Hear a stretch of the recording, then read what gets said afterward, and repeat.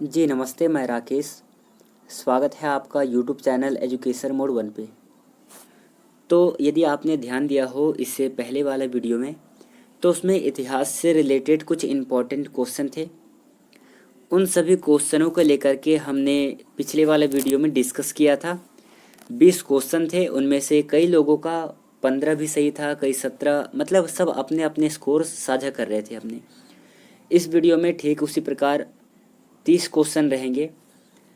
चलिए इतिहास के जो इम्पोर्टेंट क्वेश्चन हैं उन सभी को इस वीडियो में हम डिस्कस करते हैं।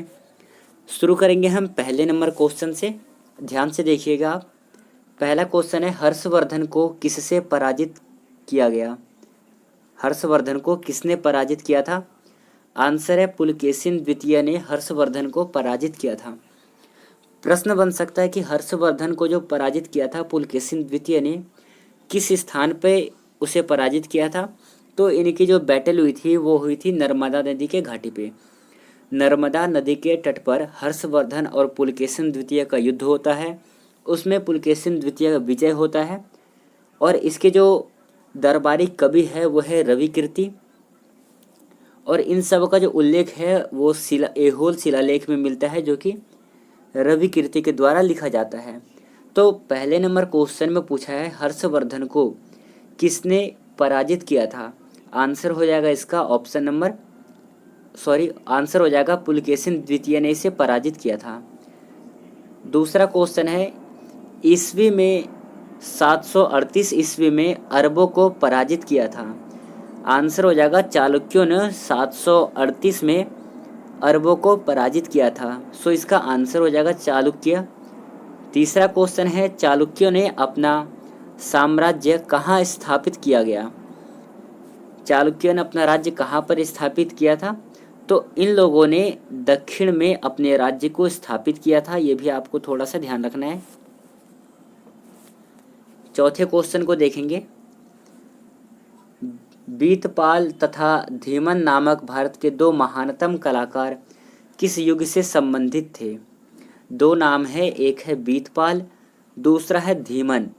ये दोनों नाम जो है किस कलाकार का है और ये किस युग से संबंधित थे? तो ये दोनों कलाकार जो थे वो पाल युग से संबंधित थे।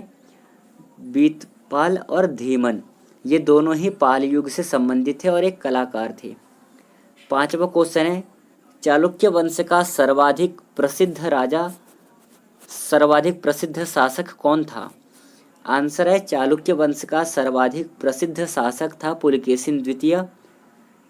ऑप्शन नंबर सही हो जाएगा। चालुक्य का सर्वाधिक प्रसिद्ध राजा था पुलकेशिन द्वितीय। छठा क्वेश्चन देखेंगे। चालुक्य राजा पुलकेशिन द्वितीय को किसने पराजित किया था? अब तक प्रश्न था कि हर्षवर्धन को किसने पराजित किया था। आंसर में हो जा रहा था आपका पुलकेशिन द्वितीय ने पराजित किया था हर्षवर्धन को। अब क्वेश्चन है कि जो चालुक्य का राजा है पुलकेशिन द्वितीय, इनको पराजित करने वाले थे नरसिंह वर्मन प्रथम। नरसिंह वर्मन प्रथम ने पुलकेशिन द्वितीय को पराजित किया था। सातवां क्वेश्चन है, निम्नलिखित में से भारत पर पहली बार आक्रमण करने वाले कौन थे? आंसर है अरब लोग।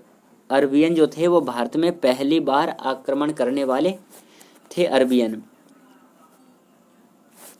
आठवां क्वेश्चन है, निम्नलिखित में से किस शासक ने बौद्धों के लिए विख्यात विक्रमशिला विश्वविद्यालय की स्थापना की थी?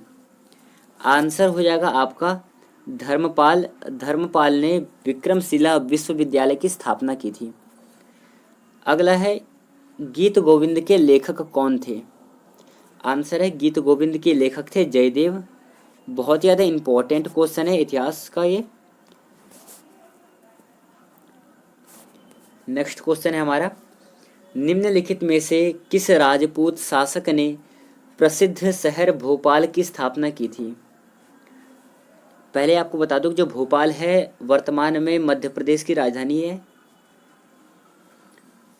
और इसकी जो राजधानी नियुक्त की थी वो थे राजा भोज। ये भी आपको याद रखना है। चलिए नेक्स्ट क्वेश्चन देखेंगे। 11वां क्वेश्चन है, मूलतः चचनामा किस भाषा में लिखा गया था? आंसर है चचनामा अरबी भाषा में लिखा गया था। अगला है, निम्नलिखित में से क्या अजंता गुफाओं के संबंध में सही नहीं है।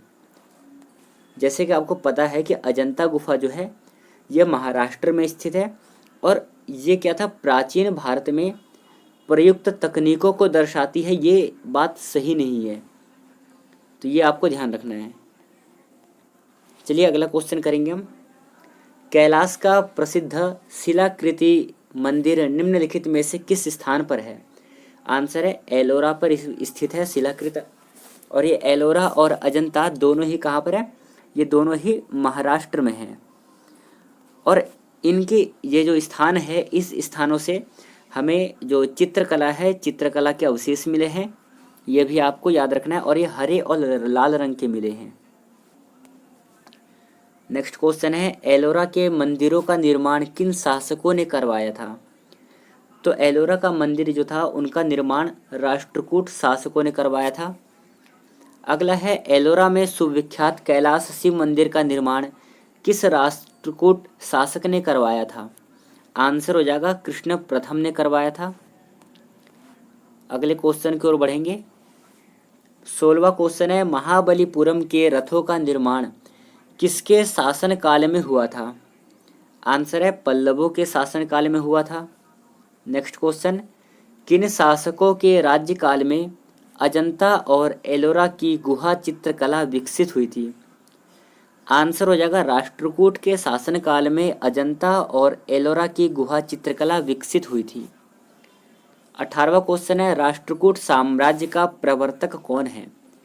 आंसर हो जाएगा दंडी दुर्ग, जिसको हम दंती दुर्ग के नाम से भी जानते हैं, ये राष्ट्रकूट साम्राज्य के प्रवर्तक थे।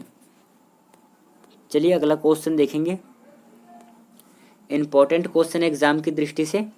क्वेश्चन है, एलोरा में ठोस शैल को काट करके बनाए गए प्रसिद्ध कैलाश मंदिर का निर्माण निम्नलिखित में से किनके संरक्षण में किया गया था।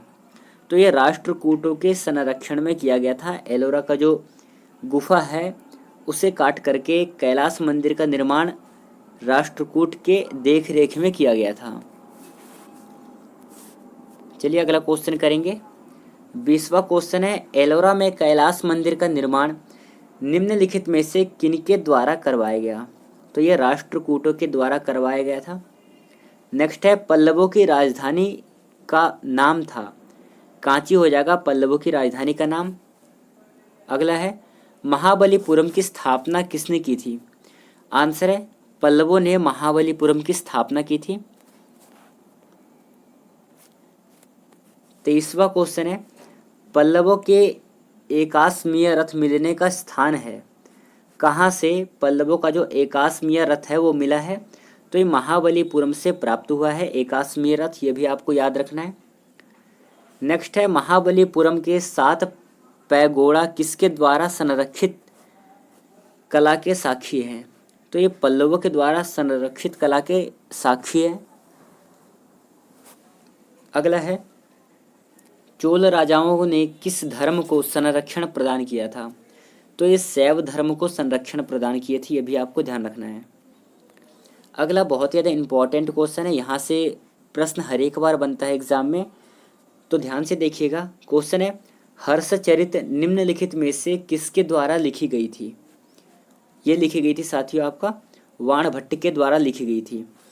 वाणभट्ट के बारे में एक सूक्ति प्रसिद्ध है, कहा जाता है वाणोच्छिष्टम जगत सर्वम, मतलब कि वाणभट्ट ऐसे थे जिससे कोई भी साहित्य ग्रंथ छूटा नहीं है। तो ये भी आपको याद रखना है। इसने हर्षचरित किसने लिखा था, वाणभट्ट ने लिखा था, ये आपको ध्यान रखना है।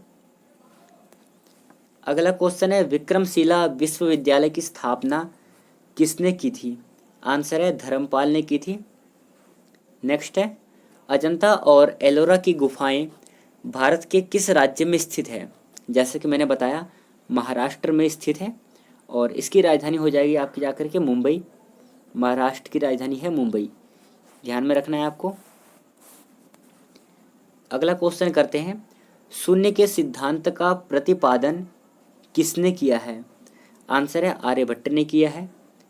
नेक्स्ट है, वराहमिहिर कौन थे। आंसर हो जाएगा वो एक खगोल शास्त्रीय थे, खगोलज्ञ थे। सो इस वीडियो में मैंने आपको 30 क्वेश्चन कराया है। सभी क्वेश्चन इंपॉर्टेंट व सिलेक्टेड है। यदि आप किसी भी एग्ज़ाम की तैयारी कर रहे हो तो ये वीडियो आपके लिए काफ़ी ज़्यादा यूज़फुल रहने वाला है।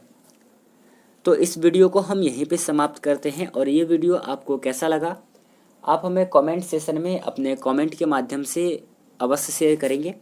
और अगला किस टॉपिक से संबंधित आपको MCQ क्वेश्चन चाहिए आप हमें कमेंट कर सकते हैं। चलिए आज की इस वीडियो को हम यहीं पे समाप्त करते हैं। मिलेंगे अगले वीडियो में। धन्यवाद। जय हिंद साथियों।